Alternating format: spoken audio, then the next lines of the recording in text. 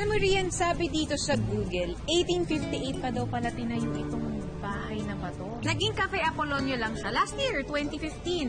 At ipinangalan ito kay Apolonio Perez. Lolo siya nung 4 na generations ng Perez clan. Okay, so bago tayo kumain, pwedeng mamasyal muna tayo. Parang interesting yung history ng bahay na bato, ano? Tara. Tara, let's go inside. Hi, welcome. Hello! Please come in. This is Cafe Apolonio. We call it Apolonio from our great-grandfather, who's Apolonio Perez. What we've done is, nag-usap-usap kami magpapamilya, and Tita decided to make this as a cafe to share the house with a lot of people like you. This is the Arco. This is a very special feature of the house kasi ito talaga yung granary. So this is where the grains are stored. Buti po na-preserve nyo pa after so many years, no? Oo. At Hindi saka naman ano, nasira. Oo. because dahil gawa siya sa bato, at saka siguro dahil na rin sa shape, mafe-feel mo na mas cool, mas malamig malamig. dito. Malamig, So kaya diba? nag-work siya as a storage. Right. And if you will see, there were actually like mga holes here, also in that place, to have the air inside. Oo. So talagang scientific naman even before yung storage. Yung pagkagawa. Talaga, at pagkakagawa.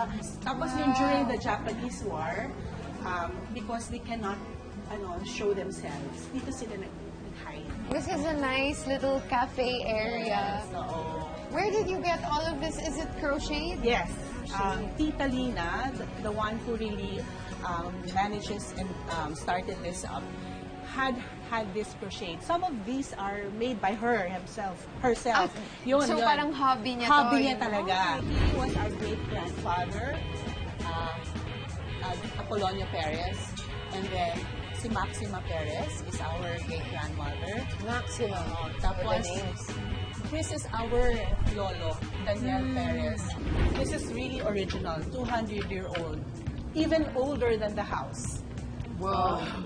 Ang ginawa Galing, siyang no? kawawa. Kaya- And the chairs also. Kaya kung makikita niyo, hindi talaga namin talagang inayos. Kasi ito talaga yung original pieces. Yung kakaiba dito sa cafe nyo, meron siyang isang kama. Pwede bang umupo? Yeah, oo.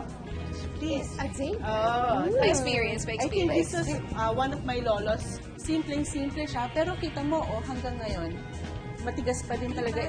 Matibay siya.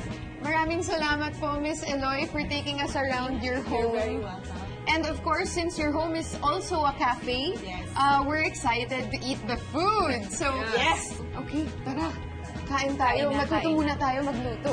Ito yung salmon na miso. It's nice and thick. Who wants? Me! Super sarap. It's not, di ba yung kare-kare minsan super heavy yung sauce? Hindi masyado siyang, it's very light actually. Yung gambas, actually tinikman ko na kanina yun. Sarap. Oo nga, pinaghalong pinaghalong Spanish and Asian. Para sa akin, lahat. Sobrang sarap. Favorite ko. Tapos, ito yung good place for family para ma-experience nyo din yung, diba, yung mga lumang structure. Tapos yung mga pagkain na Pinoy with a twist. So, para sa akin talaga, TNT ito. Try nyo to!